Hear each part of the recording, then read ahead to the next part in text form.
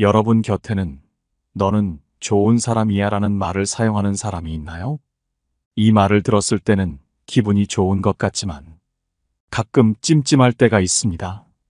그 말을 뱉는 사람에 따라 기분 좋을 때가 있고 찜찜할 때가 있죠. 이런 말은 무조건 믿어서는 안 됩니다. 이 말은 사람에 따라서 상황에 따라 다르게 해석될 수 있습니다. 누군가 사람이 솔직해야지라고 말할 때 억울해하거나 반박하려 할 필요도 없습니다. 교묘한 사람들은 얼핏 진실처럼 좋아 보이는 말로 사람들을 속입니다. 이런 사람들의 속임수에 넘어가지 않으려면 말에 숨긴 의도를 파악하고 찜찜하다면 반드시 경계해야 합니다. 오늘은 여러분과 함께 절대로 믿으면 안 될 6가지 거짓말과 이를 피하는 방법에 대해 알아보려 합니다. 첫 번째, 이런 말하기 싫은데. 누군가 말을 시작할 때 이런 말하기 싫은데라고 하면 대개는 조언을 가장한 비판이 뒤따른다. 이는 상대방을 낮추고 자신을 높이려는 안 좋은 의도가 숨어 있을 때가 많다. 이런 말은 상대방의 감정을 상하게 하고 불필요한 스트레스를 준다.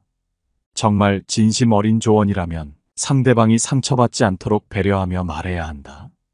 사람을 변화시키는 것은 상처 주는 말이 아니라 상대방이 스스로 변하고 싶도록 도와주는 것이다. 상처 주는 말을 자주 하는 사람은 피하는 것이 좋다. 그런 사람과의 만남은 에너지만 소모시키기 때문이다. 인간관계를 정리할 필요가 있는 사람은 바로 이런 유형이다. 대신 나에게 긍정적이고 도움이 되는 사람들과 어울리며 내 자신을 개선하는 것이 더 좋다. 이런 말하기 싫은데라는 표현을 사용해 친밀함을 가장하며 상대방의 결점을 지적하는 사람은 반드시 멀리하고 경계해야 한다. 이런 말은 듣는 사람의 마음에 상처를 남기고 고마운 마음보다는 마음에 찜찜함만 남긴다. 대부분의 사람들은 자신의 부족한 점을 이미 잘 알고 있지만 다른 사람에게 지적당하면 마음이 상하는 법이다. 진정한 조언은 상대방이 받아들일 수 있고 발전할 수 있는 방향으로 이끌어야 한다. 하지만 상처 주는 말을 하는 사람들은 대개 자신이 도덕적 기준이라도 되는 듯 행동한다. 이는 그저 자신의 관점에서 말하는 것일 뿐이다. 진정한 조언자는 상대방이 성장할 수 있도록 도와주는 사람이다. 상처 주는 말은 상대방의 마음을 혼란스럽게 하고 에너지를 소모시킨다. 따라서 상처 주는 말을 자주 하는 사람은 피하고 나에게 긍정적인 영향을 주는 사람들과 함께하는 것이 중요하다. 사람은 좋은 말을 통해서도 충분히 변화할 수 있다. 좋은 조언은 사람의 마음을 열고 긍정적인 변화를 이끌어낸다. 그러니 상처 주는 사람은 멀리하고 나에게 도움이 되는 사람들과 어울리자. 이렇게 함으로써 더 나은 인간관계를 유지하고 자신의 삶을 더 나은 방향으로 이끌 수 있다. 두 번째, 아는 사람은 다 알아. 아는 사람은 다 알아라는 말은 사람들에게 위로와 격려를 주기 위해 자주 사용된다. 그러나 이 말은 실제로 무슨 의미인지, 그리고 그 아는 사람이 누구인지 정확히 알기 어렵다. 대부분의 사람들은 이 말을 듣고 자신이 잘하고 있다고 생각하며 힘을 얻는다. 하지만 우리가 진정으로 알아야 할 것은 그 아는 사람이 무엇을 알고 있는지, 그리고 그 말이 진실인지 여부다. 쇼펜하우어의 철학적 관점에서 보면 우리가 무언가를 알고 있다고 생각하는 것은 우리의 주관적인 판단에 불과하다. 따라서 아는 사람은 다 알아라는 말도 결국은 우리의 생각일 뿐이다. 우리는 타인의 시선을 의식하기보다는 스스로의 가치를 찾고 그것을 증명해 나가야 한다. 이 말을 듣고 안심하기보다는 자신이 진정으로 무엇을 알고 무엇을 모르는지 성찰해 보는 것이 중요하다. 그리고 그 과정에서 자신의 진정한 가치를 발견하고 그것을 바탕으로 더 나은 방향으로 나아가야 한다. 결국 아는 사람이 누구인지 묻기보다는 내가 무엇을 알고 있는지를 깊이 탐구하는 것이 더 의미 있는 일이다. 우리의 삶에서 중요한 것은 타인의 평가가 아니라 자신의 내적 기준을 세우고 그것을 충실히 따르는 것이다. 다른 사람들이 나를 어떻게 보는지에 신경 쓰기보다는 내가 나 자신에게 얼마나 솔직하고 진실된지에 집중해야 한다. 이러한 자세로 살아갈 때 우리는 타인의 시선에 흔들리지 않고 진정한 자신을 발견할 수 있을 것이다. 결국 아는 사람은 다 알아라는 말은 그저 위로의 말일 뿐이다.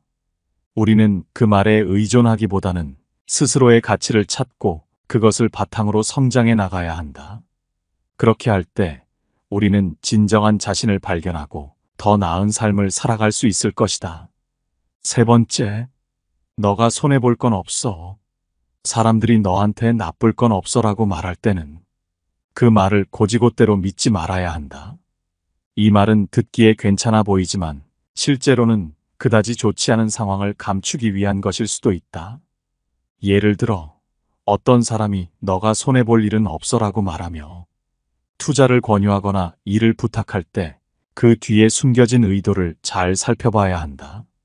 이런 말은 종종 상대방의 주의를 다른 곳으로 돌리려는 속셈이 숨어 있다. 나쁘지 않다라는 표현은 말 그대로 나쁜 것이 아니라는 의미지만 실제로는 그리 좋지 않은 상황을 가리킬 때가 많다. 즉, 아주 나쁜 것은 아니지만 그렇다고 좋은 것도 아닌 조금 불편한 상황을 설명하는 경우가 많다. 따라서 이런 말을 들을 때는 그 말의 진짜 의미를 파악하는 것이 중요하다. 나쁜 일은 아니다라고 시작하는 이야기를 들을 때 그로 인해 발생할 수 있는 최악의 상황을 염두에 둬라.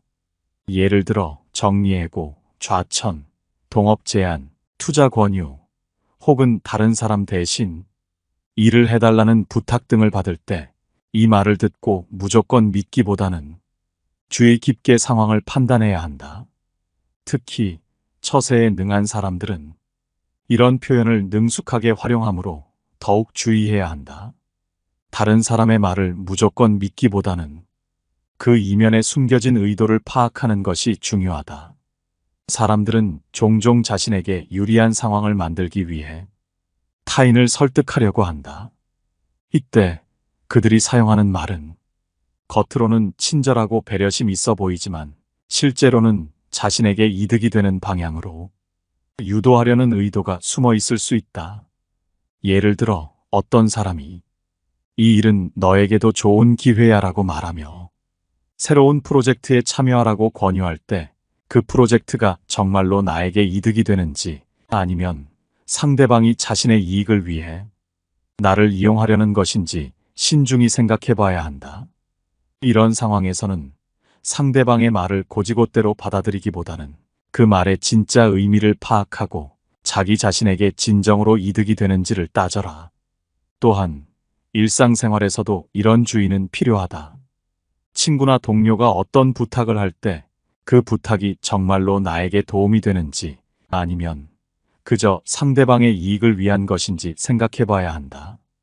예를 들어 어떤 친구가 이거 해줘도 너한테 나쁠 건 없어라고 말하며 도움을 요청할 때 그 부탁이 나에게 정말로 부담이 되지 않는지 혹은 나에게 손해가 되는 일이 아닌지를 살펴봐라. 아마 손해가 되거나 얻을 것이 없을 가능성이 높다. 한 번만 더 생각해보는 것으로써 불필요한 손해를 피하고 더 나은 선택을 할 수 있을 것이다. 네 번째, 괜찮으니까 다 털어놔봐. 자신의 마음을 모두 털어놓는 것은 위험하다. 솔직하게 말했더니 상대방이 상처를 받고 원망을 살 수도 있다. 괜히 진심을 내비쳤다가 관계가 나빠지면 그 진심이 오히려 나를 공격하는 무기가 될 수도 있다. 마음을 털어놓아 봐라는 말은 상대방의 속마음을 떠보거나 자신에 대한 생각을 알아보려는 의도로 자주 사용된다. 특히 술자리나 가벼운 농담 중에 진심을 드러내는 경우가 많다. 상대방이 상사나 어른이라도 인간이기에 싫은 소리에 반응하게 마련이다. 그 자리에서 반응하지 않더라도 나중에 문제를 삼는 경우가 많다. 특히 술자리에서 절대 본심을 드러내지 마라. 술자리만큼 위험한 자리는 없다. 이는 직장 생활에서 중요한 처세술이지만 몇몇 순진한 사람들은 여전히 같은 실수를 반복한다. 술 마시면서 본심을 털어놔봐라고 말하는 상사치고 성격 좋은 사람은 없다고 한다. 사람은 본심을 드러내다 보면 말실수를 하게 마련이다. 생각과 가치관이 다르기에 오해를 살 위험도 있다. 상대방은 이런 실수를 반격의 기회로 삼을지도 모른다. 따라서 본심을 털어놔봐라는 말에 주의해야 한다. 친구나 동료와 싸우다가 마음을 터놓고 이야기하자고 할 때도 있다. 하지만 때론 내 본심을 알았다며 옛날 일까지 들춰 싸움이 커지기도 한다. 본심을 드러냈다가 오히려 원망과 미움만 생길 수 있다. 본심을 말하더라도 상대방의 감정을 상하지 않게 조심해야 한다. 이야기 중에 상처받을 말이 나올 수 있으니 상대방의 입장에서 생각하고 얼마나 힘들었는지 공감해주며 대화해야 한다. 그렇지 않으면 본심을 드러낸 것이 나쁜 결과로 이어질 수 있다. 솔직해야 한다고 우리는 배워왔지만 본심을 드러내는 것이 항상 좋은 결과를 가져오지는 않는다. 인간의 본성은 이기적이고 자신의 이익을 우선시하기 마련이다. 따라서 상대방이 나의 진심을 이용해 나를 공격할 가능성도 있다. 속마음을 밝힐 때는 항상 신중해야 하며 어떤 상황에서도 감정을 통제하여 담담하게 얘기할 수 있어야 한다. 관계를 유지하기 위해서는 때로는 감정을 숨기고 겉으로는 평온한 태도를 유지하는 것이 차라리 낫다. 솔직함이 항상 미덕은 아니다. 적절한 거리두기와 신중한 태도가 오히려 관계를 더 건강하게 만들 수 있다. 감정을 드러내는 것보다는 서로의 입장을 이해하고 존중하는 것이 진정한 소통이다. 또한 말은 한 번 내뱉으면 주워 담을 수 없다. 그렇기에 말의 무게를 알고 신중하게 선택해야 한다.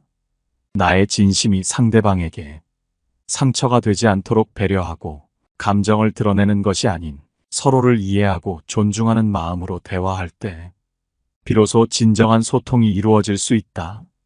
5번째, 넌 좋은 사람이긴 한데 넌 좋은 사람이지만이라는 말은 이용당하기 쉬운 사람이 될 수 있으므로 조심하라. 남들이 부탁을 하면 거절하지 못하고 필요할 때만 찾는 사람들에게 자주 이용당한다. 이런 사람들은 도움을 받고도 고맙다는 말조차 하지 않는다.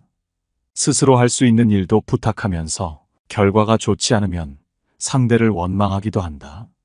따라서 좋은 사람이라는 말을 들으면 무조건 기뻐하기보다는 그 속뜻을 잘 생각해 봐야 한다.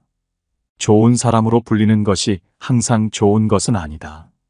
때로는 그 말이 이기적이고 치졸한 사람들에게 이용당할 수 있는 상황에 빠지기도 한다.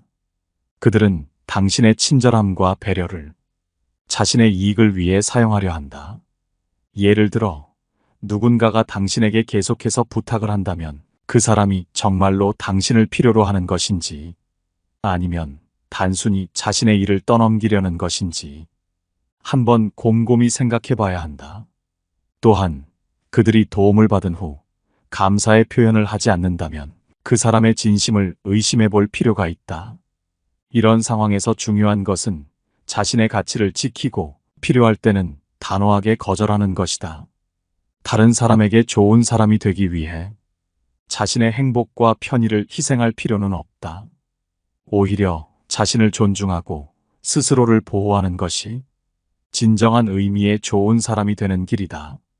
이처럼 우리는 다른 사람의 말을 곧이곧대로 받아들이기보다는 그 말의 진정한 의미를 파악하고 스스로를 지킬 수 있는 지혜를 가져야 한다. 이는 단순히 남에게 좋은 사람이 되는 것을 넘어서 자신에게도 좋은 사람이 되는 방법이다.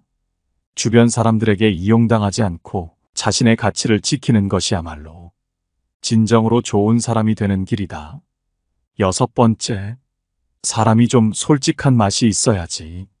사람은 솔직해야 한다는 말은 무슨 뜻일까? 이는 무언가 숨기지 않고 진실하게 말하라는 뜻으로 들린다. 하지만 이러한 단정은 세상의 일반적인 의견이나 상대가 옳다고 생각하는 기준을 따를 때 생긴다. 예를 들어 혼자 살면 외롭다는 의견이 있지만 혼자가 더 편하다는 사람도 있다. 주식으로 부자가 될 수 있다는 사람도 있고 절대 주식을 하지 말라는 사람도 있다. 이러한 생각을 기준으로 상대방을 몰아붙이고 상대가 인정하지 않으면 솔직하지 못한 고집 센 사람이라고 단정 짓는 경우가 있다. 이는 독선적인 사람의 태도이다. 때로는 상대방을 곤란하게 하거나 듣고 싶지 않은 주제를 꺼내 상대를 괴롭히기도 한다. 여기서 즐거움을 느끼는 것이다. 상대가 순순히 그렇군요라고 답하면 우월감을 느끼고 그렇지 않으면 뻣뻣한 사람이라며 공격하며 희열을 느낀다. 이런 상황에 대처하는 방법은 웃지도 말고 화내지도 말며 듣는 둥 마는 둥 고개만 까딱하는 것이다. 그러면 상대는 아무 말 못하고 슬며시 물러간다고 한다. 이런 일이 계속 반복된다면 때로는 강한 대응이 필요하다. 누군가가 멋대로 나를 이러이러한 사람이라고 단정 지을 때는 단호히 부정하는 용기가 필요하다. 그렇지 않으면 앞으로도 억울한 상황이 계속 발생하고 나와 관련 없는 엉뚱한 딱지를 붙이고 살아야 할지도 모른다. 참고로 그러세요. 그건 당신 생각이죠. 당신이나 잘하세요와 같은 문장을 주어를 바꾸고 존칭을 더해 활용할 수 있다. 세상에는 다양한 사람들이 존재하고 각자의 생각과 의견이 다르다. 하지만 인간은 본질적으로 자신의 생각을 타인에게 강요하려는 경향이 있다. 이는 자신의 생각이 옳다는 확신에서 비롯되며 타인의 의견을 무시하거나 경시하는 태도로 나타난다. 이러한 태도는 갈등을 초래하고 인간관계를 해치게 된다. 사람은 서로의 다름을 인정하고 존중하는 태도를 가져야 한다. 상대방의 의견이 다르다고 해서 그것이 틀렸다는 것은 아니다. 그저 다를 뿐임을 맞고 틀리고로 규정해선 안 된다. 각자의 경험과 가치관이 다르기 때문에 생각이 다를 수밖에 없다. 따라서 상대방의 의견을 경청하고 이해하려는 노력이 필요하다. 또한 자신의 의견을 표현할 때도 상대방을 배려하는 태도가 중요하다. 공격적이거나 독선적인 태도는 갈등을 일으킬 뿐이다. 사람이라는 존재에게는 말이라는 좋은 선물이 있다. 대화를 통해 서로 다름을 인정하고 존중할 때 비로소 진정한 소통이 가능해지고 삶이 윤택해짐을 명심하라. 오늘 함께 알아본 지혜들이 어떠셨나요? 여러분은 이런 말에 속아서 손해를 보신 적이 있으신가요? 여러분의 소중한 의견을 기다립니다. 항상 영상에 참고를 하고 있으며 감사하다는 말씀드립니다. 영상은 이것으로 마치도록 하겠습니다. 감사합니다. 깨달음의 광장입니다. 세이노의 가르침이라는 책을 아시나요? 현재 국내에서 판매되는 책 중에 부동의 1위를 차지하고 있는 베스트셀러인데요. 한국에서 무일푼으로 시작해 부채 없이 천억대 자산가가 된 세이노 씨의 생생한 부자 지침서입니다. 부자가 되고 싶은 사람들이 이 책에 그토록 열망하는 이유는 무엇일까요? 세이노의 뜻은 현재까지 믿고 있는 것들에 대해 노라고 외치며 제대로 살아가라는 의미라고 합니다. 즉, 고정관념에서 벗어나라는 메시지가 담겨 있습니다. 가난과 부의 실체에 대해 생각해보는 시간이 되시길 바랍니다. 세이노가 목숨 걸고 지켰던 3가지 원칙. 첫째, 편협한 사람이 되지 마라. 노력이란 당신이 좋아하는 것을 더 많이 하는 것이 아니라 당신이 하기 싫은 것을 더 많이 하는 것을 의미한다. 그렇다. 노력이란 싫어하는 것을 더 열심히 하는 것이다.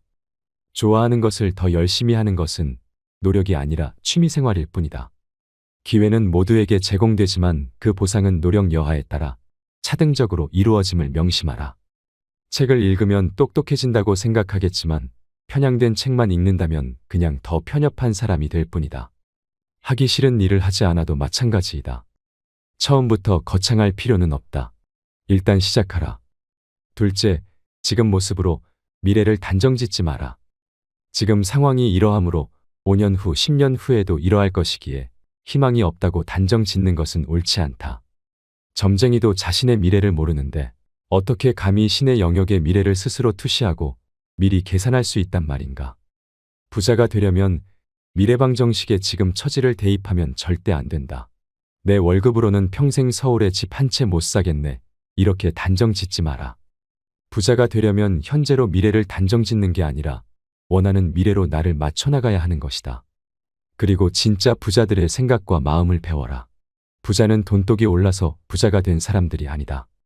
어떤 일을 하든 간에 시간과 노력을 아낌없이 투자하여 다른 사람들보다 경쟁력을 가질 때 부자가 태어나는 것이다. 그들은 그 과정에서 환희를 느끼며 살아온 사람들이며 당신의 생각과는 달리 전혀 불행하지도 않고 도둑놈도 아니다. 노력한 만큼 보상받는 게 세상의 이치이다. 부자가 되려면 돈을 쉽게 얻길 바라는 도둑놈 심보부터 버려야 한다. 셋째, 원인은 자신에게서 찾아라. 실패한 자들의 핑계는 길고 긴 레퍼토리를 이룬다. 명심하라. 성공한 자들은 어떤 일이 잘못되면 그 책임과 원인을 자신에게서 찾는다. 절대 세상 속에서 핑계를 찾지 않는다는 말이다. 지금의 실패를 남 탓으로 돌리는 사람은 다음에도 남에 의해서 똑같은 실패를 겪게 될 것이다. 남 탓을 한다는 건 다른 사람이 나의 인생을 결정한다고 인정한 것이다. 내 인생을 남에게 휘둘리지 마라.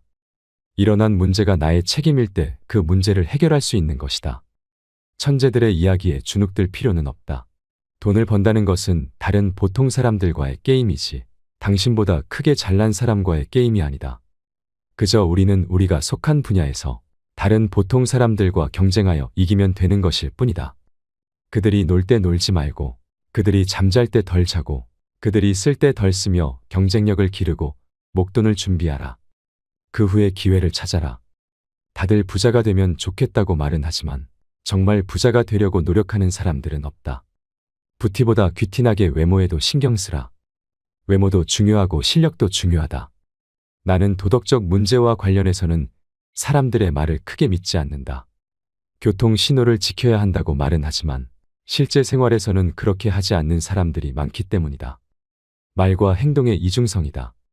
이러한 이중성이 나타나는 것 중에 하나가 외모는 중요하지 않으며 마음이 중요하다는 말이다. 말은 그렇게 하면서도 외모를 본다. 중국 당나라의 관리 선발 기준이었고 조선시대의 인재 판별 기준이라는 신원서판에서도 외모가 첫째 조건이었다.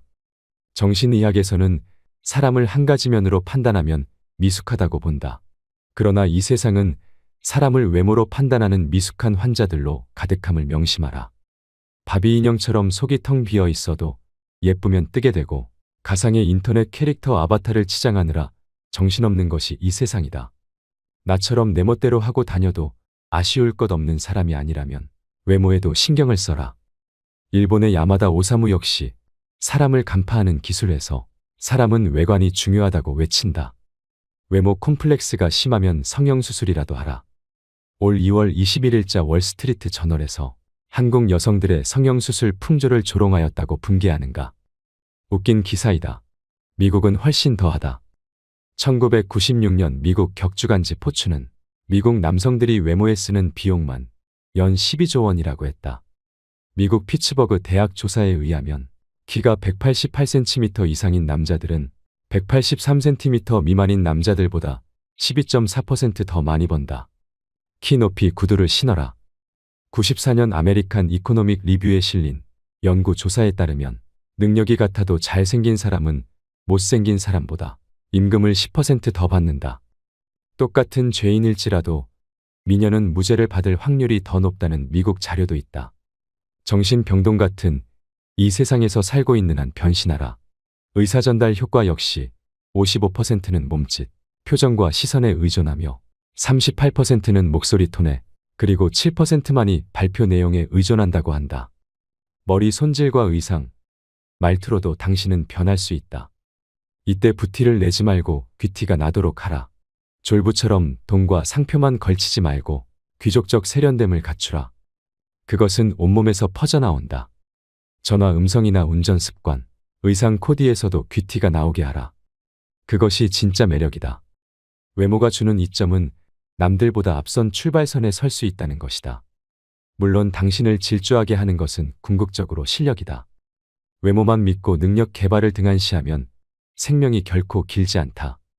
외모에 자신이 전혀 없다고? 그렇다고 좌절하지 말고 실력을 2배로 길러라. 이 세상은 당신이 넘어지면 잔인하게 짓밟고 지나가지만 당신의 일어서면 우러러 본다는 사실을 명심하라.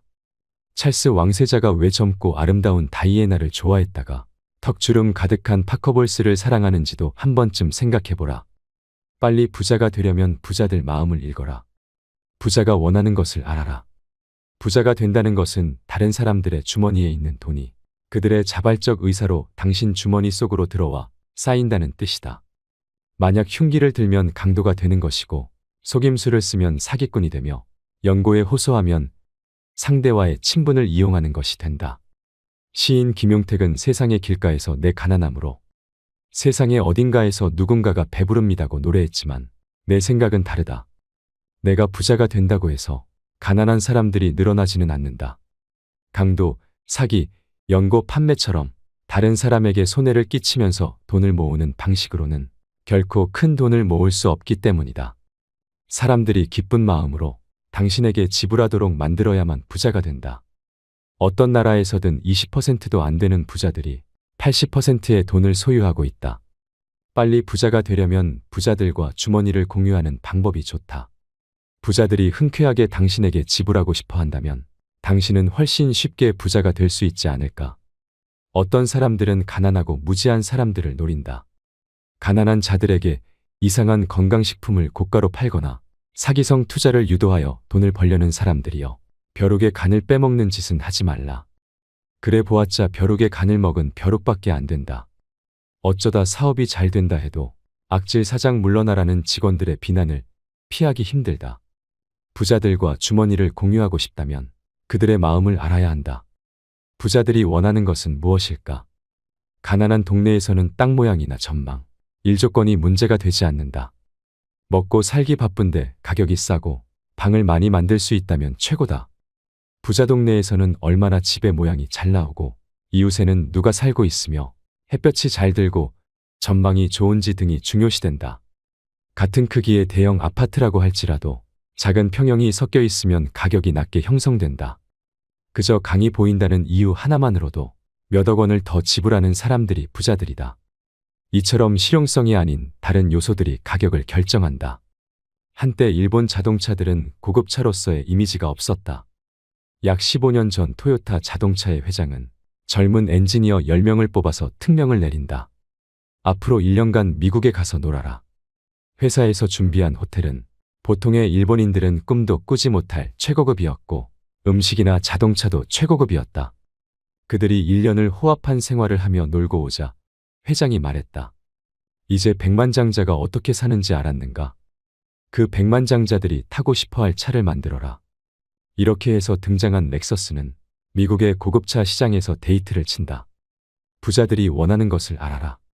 당신이 부자가 아니라면 부자들은 당신이 먹어본 음식, 당신이 받아온 서비스와 당신이 느끼는 기분, 그 이상을 이미 경험한 사람들이다. 당신에게 괜찮아 보이는 수준 정도라면 그들이 지갑을 열 까닭이 없다. 목돈 빌려줄 땐 친구라도 냉철하게. 나는 내게 무엇인가 팔러 오는 친구들에게 물건을 산 적이 거의 없다. 친구를 돕는다고 내게 필요 없는 물건을 사게 되면 그 물건을 볼 때마다 속상해진다. 내게 필요한 물건일지라도 다른 곳에서 더 싸게 살 수 있는 물건을 친구를 돕는다는 미명하에 구입하게 되면 그 친구는 자신이 경쟁력이 없음을 계속 인식하지 못할 것이고 나는 현명하지 못한 구매를 한 것이 되고 만다. 내가 택한 대안은 형편이 어려운 친구에게 물건 판매 수당 이상의 현금을 주는 것이었는데 보통 100만 원이었다. 조건은 나중에 돈을 벌면 다른 어려운 친구를 도우라는 것이다. 대신 나는 밥 한 끼도 사주지 않는다. 문제는 목돈을 빌려달라는 경우다.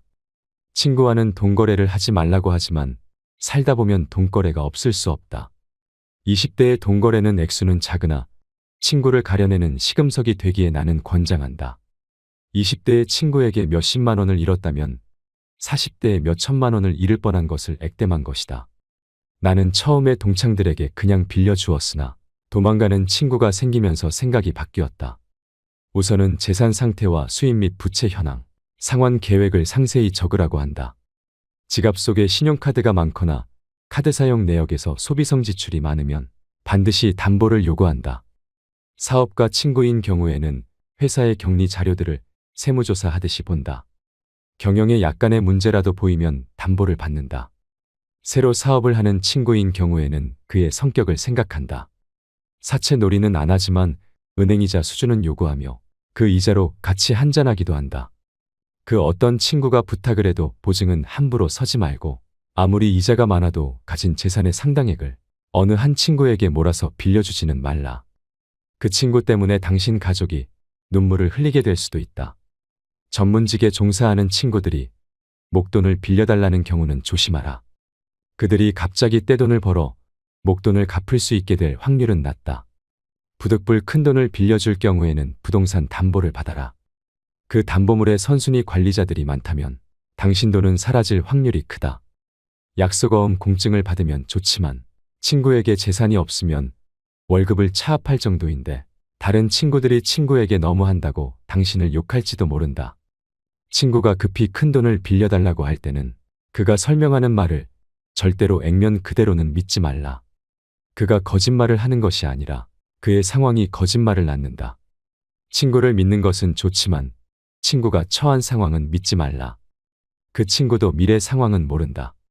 고의적인 경우도 있겠지만 많은 경우에서는 친구가 속이는 것이 아니라 그의 미래 상황이 당신 돈을 못 갚게 만들며 우정도 버리게 함을 명심하라. 친구로부터 빌린 돈을 못 갚았다고 절대 자취를 감추지 말라. 연락이 두절되면 곧 소문이 퍼지게 되고 당신이 빚지지 않은 친구들마저 등을 돌린다. 당신에게는 업계에 친구가 많다고 적이 없다고 그것을 자랑하지 말라. 그것은 곧 모든 사람들이 당신을 대단치 않게 여긴다는 뜻일 수도 있고 경쟁 대상도 안 되는 만만한 사람이라는 뜻일 수도 있다.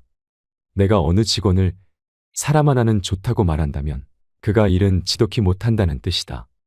76세 고령의 경영자 호리바 마사오 역시 일 잘하는 사람, 일 못하는 사람에서 적이 없는 사람을 무능의 대명사로 부른다. 예수에게도 적이 무수히 많았다. 승자에게는 적이 많고 패자에게는 친구가 많은 법이다.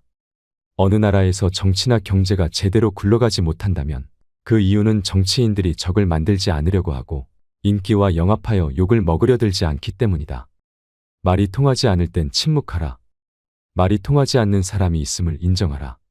살다 보면 여러 가지 갈등으로 인해 마주치기조차 싫은 사람들이 주변에 생기게 마련이다. 이런 경우 서로가 마음을 열고 대화를 해야 한다고 말하지만 아무리 얘기를 나눠도 매듭이 풀리지 않거나 대화 자체가 이루어질 수 없는 경우가 발생한다. 왜 이런 상황이 발생하는 것일까? 인간관계에서 갈등이 생겼을 때 사람들의 반응을 나는 네 가지 유형으로 구분한다. 첫째는 갈등이란 있을 수 없다고 생각하는 형이다. 문제 자체를 없었던 것으로 하자고 하면서 좋은 게 좋은 거 아니냐는 식으로 덮어버리려고 한다. 대부분의 문제를 사소하다고 여기고 보다 더 큰 명분, 이를테면 화합, 사랑, 애국 같은 명제 밑에 모이라고 한다. 싸운 학생들을 억지로 악수하게 하는 선생도 이 경우에 속한다. 부모는 자식들 간의 갈등을 주로 이런 식으로 해결하려고 한다. 표면적으로는 갈등을 제거한 듯 보이지만 안에서는 계속 곪아간다. 둘째는 문제의 본질과는 상관없는 권위나 지위에 의존하는 형이다. 문제를 일으킨 사람이 윗사람일 경우 주로 나이가 몇 살이냐, 어떻게 대들 수 있느냐는 식으로 말한다. 아랫사람이 잘못을 저질러 윗사람에게 야단을 맞았을 때 어떻게 그렇게 비인간적으로 야단칠 수 있느냐는 식으로 윗사람을 오히려 비난하는 경우 역시 이 부류에 속한다. 여자와 싸우다가 여자가 왜 그래라며 윽박지르는 남자들도 이 부류이다. 셋째는 다른 사람들에게 호소하는 형이다. 이런 사람들은 평상시에는 당사자에게 태연하게 행동하면서도 다른 사람들에게 자기 하소연을 늘어놓는데 오해와 과장, 축소나 은폐, 모함이 따른다. 그러나 나중에 무슨 말을 했었는지도 제대로 기억을 못하거나 딱 잡아댄다. 당사자와 직접 이야기하는 경우는 드물며 오해가 풀어져도 사과하거나 반성하지 않는다. 다중인격적인 면모를 갖고 있으며 가장 멀리해야 할 대상에 속한다. 넷째는 책임을 밝히려고 하는 형이다. 보통 사람들은 입으로 직접 거론하기 힘들어하는 것들도 거침없이 끄집어내어 밝히고자 한다. 연장자들을 당황하게 만들며 상대방에게 서운함 혹은 괘씸함을 안겨주기도 한다. 자기 주관에 따른 이분법적 사고가 강하다. 자식에게 우리 대화하자고 해놓고 자식이 무슨 말을 하면 오히려 야단을 치고 그래서 자식이 침묵하면 이제는 말을 안 한다고 야단치는 부모도 이 유형에 속한다. 이러한 유형들은 누구에게나 조금씩 섞여 있으나 갈등이 발생하게 되면 어느 한 유형이 집중적으로 표출된다. 갈등에 대한 유형들이 서로 다를 경우에는 어느 한쪽이 백기를 들어야 화해가 이루어지지만 표면적인 것에 불과하다. 누군가와 갈등이 있다면 자신과 상대방의 논리 유형을 파악하라. 서로 다른 유형이라면 차라리 더 이상 만나지 말거나 그것이 어려우면 침묵하는 것이 서로를 위해 좋다. 당신에게는 당연한 말이 상대에게는 전혀 그렇지 않기 때문이다. 말이 통하지 않는 사람이 있음을 인정하며 살자는 말이다. 세이노의 성공담. 이생망이라는 단어가 있다. 이번 생은 망했다라는 뜻이다. 정말 그럴까? 노후력은 정말 개소리일까? 중산층 이하의 가정에서의 자녀들이 자신들의 처지를 부잣집 자녀들과 비교하면 그럴 수 있다. 가난한 집 자녀들의 경우에는 더더욱 그럴 수 있다. 그런데 잠깐만, 어느 시대이건 빈민층과 서민층, 부유층은 동시에 존재하여 왔다. 그리고 가난한 자도 부자도 계속 새로 생겨났다. 졸부 흉내 내지 말고 먼저 목돈부터 모아라. 그리고 지식을 배양하라. 동아일보 지면에 세이노의 부자 아빠 만들기 칼럼을 연재하고 있는 세이노 씨는 그 자신을 학력도 남다르지 않고 머리도 좋지 않은 아주 평범한 사람이라고 말한다. 그래도 엄청난 부자가 되었다. 그는 돈을 버는데 굳이 똑똑한 사람들과 경쟁할 필요가 없다며 아주 평범한 사람들보다 약간 생각만 달리하면 큰 부자가 될 수 있다고 말한다. 그가 굳이 필명을 고집하고 자신을 드러내지 않는 것은 IMF 사태 직후 모 언론에 당당하게 외제차를 몰고 다닌다고 말한 이후 온갖 협박 전화를 받고 아이들 학교에서도 문제가 됐기 때문이라며 사람들의 의식부터 바뀌어야 돈을 벌 수 있고 사회 풍토가 바뀌어야 부자 나라가 될 수 있다고 강조한다. 돈 버는 노하우가 언제 어떻게 해서 보이기 시작했는가? 처음에는 그저 돈만 쫓아다녔다. 사람들을 만나면 그저 내 호주머니를 불려줄 수단으로 생각했다. 그것이 잘못이었다. 나부터도 나를 어떤 수단으로만 보는 장사꾼에게 물건을 살 마음은 생기지 않으니까. 돈을 번다는 것은 다른 사람들의 호주머니 속에 있는 돈이 그 사람의 자발적인 의사로 내 호주머니로 옮겨지는 것이다. 그러기 위해서는 먼저 고객의 불편함을 파악하고 정말로 섬기는 자세가 필요하다. 양반 정신을 버리고 머슴 정신을 가지면 된다. 사람들이 돈을 벌지 못하는 이유는 머슴 정신이 없기 때문이다. 아울러 철저한 신용을 다져나가고 약속을 이행했다. 약속을 지키느라 손해를 본 적이 한두 번이 아니다. 강의용 음향기기 설치 사업을 시작했을 때의 일이다. 사업 시작 첫 해에 수해가 났다. 다른 사람들 같으면 천재지변이므로 책임이 면제된다고 주장하겠지만 나는 무료로 다 수리해 주거나 신품으로 바꾸어 주었다. 몇 천만 원의 손해가 났지만 바로 이 고객들이 모두 나의 영업사원처럼 선전을 해주는 바람에 1년 후에는 수억 원을 벌 수 있었다. 또 품질을 남들보다 10%만 더 좋게 하면 가격은 몇십 퍼센트 더 받을 수 있다. 국산 만년필과 몽블랑 만년필을 비교해보라. 품질이 100배 더 좋아서 가격이 100배 더 비싼 것은 아니다. 아울러 경쟁이 치열한 쪽에는 전혀 가지 않았다. 이른바 멋있고 폼나는 분야에는 똑똑한 사람들이 많이 들어와 같이 싸우기 때문에 보통 사람들은 언제나 패자가 되고 만다. 그러나 경쟁이 약한 분야에 가게 되면 그저 나 같은 보통 사람들이 들어오는 경우가 많으므로 그들보다 조금만 노력하면 이길 수 있었다. 여러 번 사업에 실패했다는데 어떻게 재기했는가? 나는 정말 빈손으로 시작했다. 처음에는 보따리 장사부터 시작했고 28세에 집도 샀지만 2년 후 몽땅 말아먹고 다시 빈털터리가 됐다. 하지만 원래부터 가진 것이 없었기 때문에 잃은 것도 없다고 생각하고 다시 시작했다. 영어를 조금 했기에 하루에 15시간씩 번역 일을 하면서 생활비를 모았고 그 이전에 닦아놓은 신용을 근거로 자금을 모았다. 내게 돈을 빌려준 사람은 친척이나 친구가 아니라 모두 사회에서 만난 사람이다. 담보 없이 돈을 빌릴 정도로 내 신용은 철저했다. 나는 남들이 잘 모르거나 불편해하는 것을 찾아다닌다. 그것들이 돈이 된다. 나는 남들이 모르거나 불편해하는 것을 해소해주고 대가를 받는 구조체를 만드는 데 열중했다. 내가 아는 영어 지식이 85년부터 나타난 16비트 컴퓨터와 연결되니까 그것이 무역으로 연계되고 나중에는 유통까지 연계됐다. 모든 사업은 3년이 고비라는 것을 그때 알았다. 3년만 몰두하면 내가 몰두하지 않아도 돈이 들어오는 구조체의 뼈대는 완성된다. 그러나 사람들은 보통 2년을 못 견디고 넘어지는데 배수의 진을 치지 않기 때문이다. 나는 어떤 일을 하든지 배수의 진을 치고 죽기 아니면 까무러치기로 덤벼든다. 재기 이후 큰돈은 어떻게 벌었으며 어떻게 유지하고 있나? 정보를 가공하는 일을 통해 큰돈을 만지기 시작했다. 컴퓨터 음향기기, 무역 유통을 통해서도 돈을 벌었고 그것을 다른 사람들처럼 재테크를 통해 불려왔다. 이때 나는 나보다 더 부자인 사람들의 말만 믿었다. 재테크 전문가라고 해도 나보다 부자가 아니면 반신반의했다. 부동산 경매도 내가 직접 공부하고 직접 결정했다.